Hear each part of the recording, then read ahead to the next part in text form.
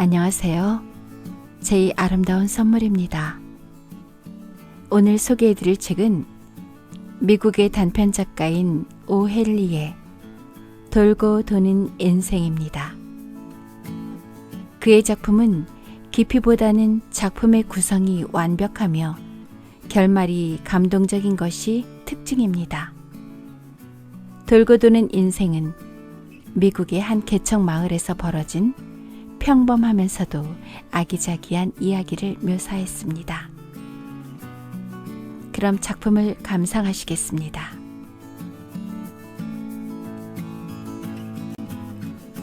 돌고 도는 인생. 오헨리. 1. 갑자기 위자료라뇨. 치안판사 베네자 위더프는 낡은 파이프로 담배를 피우며 사무실 문 옆에 걸터앉아 있었다. 청회색 컴버랜드 산맥이 시야의 거의 전반을 가린 채 오후의 안개 속에 솟아 있었다. 얼룩무늬 암탉이 바보처럼 꼿꼿대거리면서 가슴을 펴고 개척지 마을의 한가운데 신장로를 걸어갔다. 길 아래쪽에서 달구지 바퀴가 삐걱거리는 소리가 들려왔다. 얼마 안 있어 먼지가 서서히 피어오르면서 랜시 빌브로가 마누라를 달구지에 태우고 가까이 다가왔다. 달구지는 치안 판사의 사무실 앞에 멈추고 두 사람이 내렸다. 랜시는 고동색 피부에 머리카락이 노란 키 6피트의 비쩍 마른 사나이였다. 마치 산처럼 태연 자약한 태도가 일종의 갑옷처럼 그를 에워싸고 있다. 여자는 알록달록한 옷을 입고 말끔하게 빗질을 한 모습이었다. 뭔가 알 수 없는 욕망 때문에 지쳐버린 것 같다. 여자의 모습은 경솔하게 잃어버린 이제 희미한 빛의 흔적만 남은 젊음을 억울해하고 항의하는 듯한 분위기가 느껴졌다. 치안 판사는 벗어놓았던 신발에 발을 집어넣고 위험을 차려 자리에서 일어나 두 사람을 맞이하려고 걸어나갔다. 저희들 둘은, 여자가 말했다. 소나무 가지를 스쳐 지나가는 바람소리 같은 목소리였다. 이혼하고 싶어요. 이렇게 말하면서 여자는 랜시를 슬쩍 쳐다봤다. 남편은 그녀의 설명에 무슨 잘못이나 애매한 점, 변명, 편파적인 것, 자기 입장 강변 따위가 없는지 지켜보고 있었다. 이것은 두 사람 공통의 문제였기 때문이다. 이혼 말입니다요. 랜시가 엄숙하게 고개를 끄덕이며 그 말을 되풀이했다. 저희 둘은 말입죠. 이젠 도저히 함께 살 수가 없습니다. 남자와 여자가 서로 좋아할 때는 말입죠. 산에서 외롭게 살아도 괜찮다 그 말씀입죠. 하지만 말입니다. 여자란 물건이 집에서 들고양이처럼 앙앙거리기나 하고 올빼미처럼 볼을 불퉁거리고 있으면 안 되죠. 남자가 함께 살 이유가 전혀 없다 그 말씀입죠. 그러니깐. 그런데 남편이란 작자가 시시하고 쓰잘데없는 물건이라 이거죠. 여자가 별로 화를 내는 기색도 없이 말했다. 양식이나 축내는 작자들, 술집에서 빈둥거리는 놈팡이들과 어울려서 말이죠. 라이 위스키나 옥수수 위스키 따위나 마시고 다닌다 그 말씀이에요. 게다가 말라빠진 똥개들을 몇 마리씩 데려다가 집에서 키우라며 사람을 성가시게 해서야 어디 견딜 수가 있어야죠. 여자가 노상 남비뚜껑이나 집어던지고 말입니다. 이번에는 랜시가 반박할 차례였다. 컴버랜드 일대에서 제일 훌륭한 곰 사냥개에게 뜨거운 물을 끼얹지를 않나. 남편 밥상 차려주는 것도 싫어하고 노상 남편 하는 일에 바가지나 긁어대면서 밤에 잠도 못 자게 한다면 이것도 영 빌어먹을 노릇입죠. 암 그렇고 말고요. 그런데 남편이란 작자가 노상 세무서 사람들과 싸움질이나 하고 말입죠. 이 산골짜기 일대에서 꼴보기 싫은 놈이라고 소문이 난다면 말이죠. 밤에 편하게 자기 힘들 건 뻔한 일 아니겠어요? 치안 판사는 의젓하게 자신의 업무에 착수했다. 민원인들을 위해 하나밖에 없는 의자와 나무 받침대를 내놓았다. 그리고 테이블에 법령집을 펼치고 조심스럽게 관련 조항을 찾았다. 그리고 그는 안경을 닦으며 필기도구를 옆으로 치웠다. 이 법정에 관한 법률이나 조항에는 이혼 문제에 대해서는 한마디 언급도 없다네. 하지만 형평에 관한 법률, 그리고 헌법이나 기타 상식에 의거해 볼 때 서로 관련된 두 가지 일을 할 수 없다는 것은 말이 안 된다고 할 수 있지. 치안 판사에게 남자와 여자를 결혼시킬 권한이 있다면 말이지. 당연히 두 사람을 이혼시킬 수도 있다, 그 말씀이지. 따라서 본 법정은 이 이혼이 이루어진 것으로 판결하며 대법원에서도 유효한 결정으로 인정할 수 있다네. 렌시 빌브로는 바지 주머니에서 조그마한 담배 쌈주를 끄집어냈다. 그리고 그걸 흔들어서 테이블 위에 $5짜리 지폐를 내놓았으며 덧붙였다. 이건 곰 가죽하고 여우를 2마리 판 돈입죠. 가진 거라곤 이것뿐입니다. 본 법정이 규정한 이혼 수수료는 치안 판사는 말했다. $5이다. 그는 평상시와 전혀 다르지 않은 태도로 지폐를 홈스펀 조끼 호주머니에 집어넣었다. 판사는 몸을 이리저리 뒤척이고 머리를 쥐어짜서 반절지의 이혼 판결을 쓰고 그것을 또 다른 종이에 베껴 적었다. 렌시 빌브로와 그의 아내는 자기들이 이제 자유롭다고 선언하는 문서를 판사가 낭독하는 것을 귀를 기울여 들었다. 오늘 모든 사람들에게 알리노라.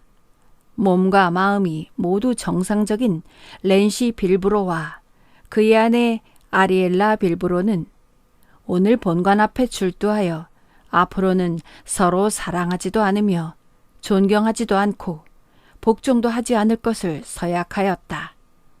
이에 정부의 평화와 존엄성에 의거하여 이 이혼 청원을 받아들인다는 것을 이 증명서에 의해 공고한다. 그대들에게 주님의 가호가 있기를 빈다. 테네시 주 피에몬트 카운티 치안판사 베네자 위더프. 판사는 증명서 한 통을 렌시에게 건네주려고 했다. 그때 아리엘라의 목소리가 그것을 막았다. 두 남자는 그녀를 바라보았다. 존엄하고 멍청한 두 남성이 갑자기 한 여자가 제기한 뜻밖의 문제에 직면하게 되는 순간이었다. 판사님, 아직 저 사람에게 그 증서를 주지 마세요. 아직 모든 문제가 해결된 게 아니라고요. 우선 제가 받을 걸 받아야죠. 위자료란 게 있잖아요. 사내가 이혼하면서 마누라에게 한 푼도 주지 않는 법이 세상에 어디 있겠어요? 전 호그백 산에 있는 오빠 에드에게 가려고 합니다. 전 신발도 한 켤레 있어야 하고요. 담배와 또 다른 것들도 조금 있어야 합니다. 랜스가 저랑 이혼하려면 위자료를 제게 줘야 한다고요. 2. 돌돌 말린 지폐. 렌시 빌브로는 한 방 먹은 것처럼 잠자코 있었다. 지금까지 두 사람 사이에서는 위자료 얘기 따위는 전혀 없었던 것이다. 여자들은 언제나 생각지도 못했던 섬찟한 문제를 끄집어내는 것이다. 베나자 위더프 판사는 이 문제에 대해서는 판사로서 자신의 조정이 필요하다고 느꼈다. 판례집 같은 곳에도 위자료에 대해서는 한마디도 없다. 그러나 여자는 지금 맨발이다. 그리고 호그백산으로 가는 길은 가파르고 돌멩이 투성이었다. 판사는 엄숙한 목소리로 물었다. 아리엘라 빌브로, 본 법정에 제출한 이 사건에서 도대체 어느 정도면 위자료로 충분하고 타당하다고 여기는가? 그녀는 대답했다. 신발하고 다른 것들을 사려면 $5는 있어야 합죠. 위자료라고 할 수도 없는 돈이지만 그 정도만 있으면 에드 오빠에게 갈 수는 있겠습지요. 판사는 말했다. 그 정도 금액이라면 부당하다고 할 수 없지. 렌시 빌브로, 본 법정은 이혼의 판결을 내리기 전에 그대가 원고에게 $5를 지급해야 한다고 판시한다. 전 이제 더 이상 돈이 없습니다요.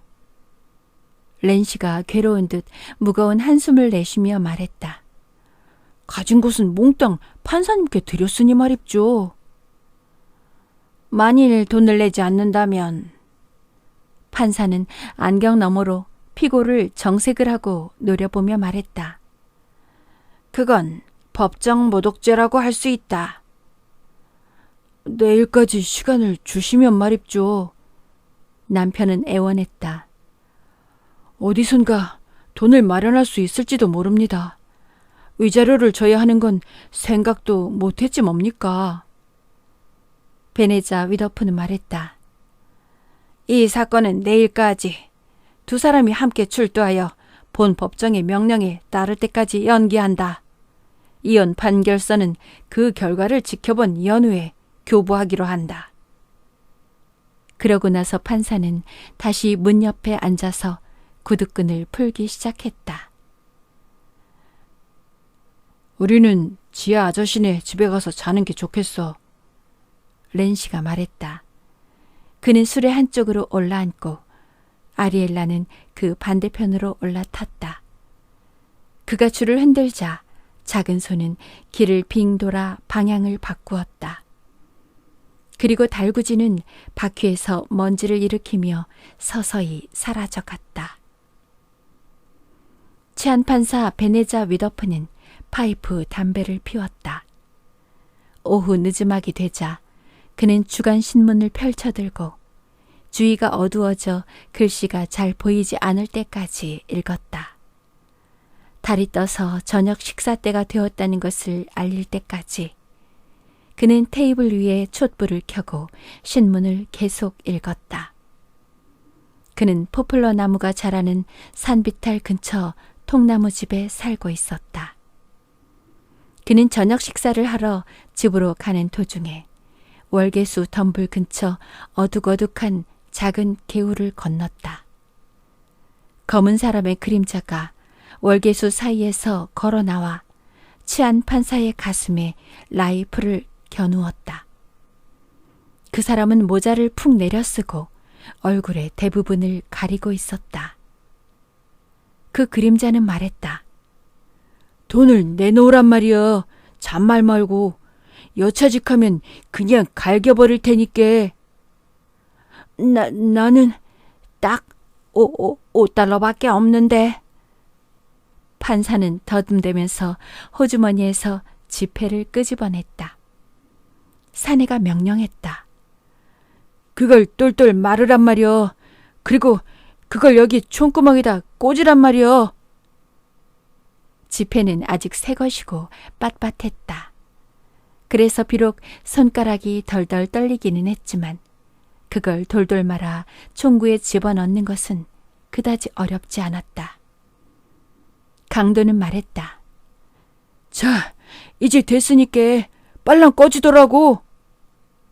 판사는 거기서 어물어물하고 있지는 않았다. 다음 날 작은 소가 달구지를 끌고 사무실 입구로 다가왔다. 치안 판사 베나자 위더프는 신발을 신고 있었다. 그들이 방문할 것을 미리 알고 있었기 때문이다. 그가 지켜보는 앞에서 렌시 빌브로는 그의 아내에게 $5짜리 지폐를 건네주었다. 판사의 눈이 그것을 보고 갑자기 날카로워졌다. 그 지폐는 마치 총구멍에 꽂아 넣었던 것처럼 돌돌 말려 있었던 것이다.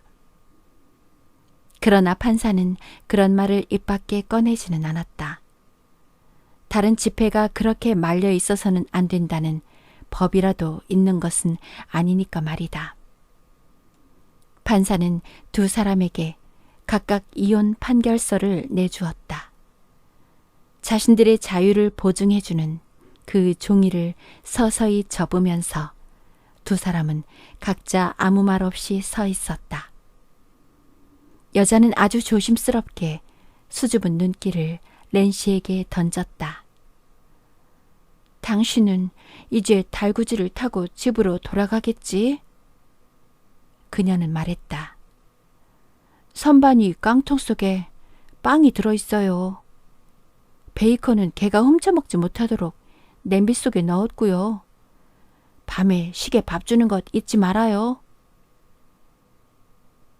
당신은 애도 오빠에게 갈 참이지, 그렇지? 렌시는 아무 관심도 없다는 듯이 물었다. 밤이 될 때까지는 거기에 가야 해요. 그 집 식구들이 나를 떠들썩하게 맞아주지는 않겠지만 달리 갈 곳도 없으니까요. 아무래도 거기 가는 수밖에 없잖아요. 이제 작별 인사를 해야죠, 렌스. 당신이 그런 말을 듣고 싶어 할 테니까. 마치 순교자와도 같은 목소리로 렌시가 말했다. 이별 인사도 하지 않는 개 같은 자식이 세상에 어디 있겠냐고? 글쎄, 당신이 그런 말 듣기도 싫을 만큼 빨리 떠나고 싶다면 모르지만 말이야. 3. 다시 파이프 담배를 피우며. 아리엘라는 아무 말도 하지 않았다. 그녀는 $5짜리 지폐와 이혼 증서를 조심스럽게 접어 품속에 집어넣었다. 베나자 위더프는 그 손이 사라지는 것을 안경 너머로 서글프게 바라보고 있었다. 그리고 판사는 자기 머리로 짜낼 수 있는 최대한의 말을 꺼냈다. 이 말을 함으로써 그는 무슨 역할을 할 수 있을 것이다. 즉, 이 세상에 그냥 흔해 빠진 한 사람의 동정적인 관객이 되거나 아니면 무슨 일을 보건 거기에서 돈을 울거낼 수 있는 방법을 떠올리는 소수의 자본가 집단의 한 사람이 되는 것이다. 오늘 밤은 그 낡은 오두막에서 좀 쓸쓸하겠군, 렌스. 그는 말했다. 렌시 빌브로는 햇빛 속에서 파랗게 개어있는 컴버랜드 산봉우리들을 말없이 바라보았다. 그는 아리엘라를 바라보지 않았다. 그는 말했다. 쓸쓸할지도 모릅죠. 하지만 화를 내고 헤어지려고 하는 사람에게 있어달라고 할 수도 없는 것이죠. 헤어지고 싶어하는 사람은 따로 있어요. 아리엘라가 나무 받침대를 바라보며 말했다. 그리고 여기 남아서 누구와 살고 싶어하지 않는 사람 따위는 없다고요. 살고 싶지 않다고 말한 사람은 아무도 없단 말이요. 살고 싶다고 말한 사람도 없었죠. 자, 이제 애도 오빠에게나 가봐야겠어요. 그 낡아빠진 시계에 밥을 줄 녀석도 없단 말이요. 렌스, 내가 당신이랑 같이 달구지를 타고 돌아가서 그 시계에 밥을 주라 그 말이에요? 산골 사나이의 얼굴에는 아무런 감정의 흔적도 드러나지 않았다. 그러나 그는 그 커다란 손을 내밀어 아리엘라의 갈색으로 그을린 가느다란 손을 붙잡았다. 그녀의 그 무표정한 얼굴에 슬쩍 영혼의 흔적이 드러났다가 사라졌다. 그 순간 그녀의 얼굴은 무척 표정이 풍부한 것으로 보였다. 렌시가 말했다. 이젠 사냥개 때문에 널 괴롭히거나 그러지 않을게. 난 아무짝에도 쓰잘데없는 그런 놈이란 말이오. 시계밥은 아무래도 아리엘라 당신이 줘야 해. 내 마음은 벌써 그 오두막에 가 있어요, 랜스. 그녀가 속삭였다. 이제 더 이상 골을 내거나 그러지 않을 거라고요. 우리 빨리 가요, 랜스. 그래야 해가 지기 전에 집에 도착할 수 있을 거예요. 두 사람은 다른 사람이 있다는 사실을 잊고 문으로 나가려고 했다. 그때 치안 판사 베나자 위더프가 그들에게 입을 열었다. 테네시 주 정부의 이름으로 그는 말했다. 본인은 당신들 두 사람이 법률과 법령을 무시하고 있다는 사실을 알려주지. 본 법정은 두 사람의 영혼이 애정을 회복하고 불화와 오해의 먹구름을 걷어내는 것을 충심으로 기뻐하고 환영하는 바이다. 하지만 주의 도덕성과 성실함을 유지하는 것이 법정의 의무란 말일세. 당신들은 이제 남편도 아니며 아내도 아니지. 두 사람은 정식 판결에 의해 이혼한 것이니까 말이야. 따라서 혼인 관계에 따르는 특전이나 기타 권리를 가질 수 있는 자격도 사라졌다고 봐야지. 이런 사실을 당 법정은 분명히 선고할 수밖에 없다네. 아리엘라는 렌시의 팔을 붙잡았다. 지금 판사가 하는 말은 그녀가 그를 잃게 되었다는 것을 선고하는 것 아닌가. 두 사람이 이제 막 인생의 교훈을 배운 그 순간의 말이다. 판사는 말을 계속했다. 그러나 본 법정은 이번 이혼에 의해 생긴 자격 상실을 취소할 용의가 있다네. 법정은 엄숙한 결혼식을 거행할 수 있는 권한을 가지며 그런 방법으로 이 사태를 수습할 수 있다는 거지. 이 사건의 소송 관계인들이 원하고 있는 명예롭고 또한 고상한 부부 관계를 회복시켜 줄 수 있다는 거야. 이상 말한 그 이식을 거행하는 수수료는 이번의 경우는 $5로 해주겠네. 아리엘라는 판사의 말에서 희망의 빛을 읽었다. 그녀는 재빨리 가슴에 손을 집어넣어 지폐를 끄집어냈다. 지폐는 춤추는 비둘기처럼 가볍게 판사의 테이블에 내려앉았다. 렌시와 함께 손을 잡고 서서 다시 부부로서 결합하는 홀레의 말을 들으면서 그녀의 혈색 나쁜 볼에 붉은 기운이 돌았다. 렌시는 그녀를 도와 달구지에 태우고 그녀의 곁에 자리를 잡고 앉았다. 작은 손은 다시 한번 방향을 바꾸었다. 두 사람은 손에 손을 꽉 붙잡고 산을 향해 떠났다. 치안 판사 베나자 위더프는 문 앞에 앉아서 신발을 벗었다. 그는 다시 한번 지폐를 접어서 조끼 호주머니에 집어넣었다. 다시 한번 그는 파이프 담배를 피웠다. 그리고 다시 한번 얼룩무늬 암탉은 가슴을 펴고 꼿꼿대거리면서 개척지 마을의 한가운데 신장로를 걸어갔다.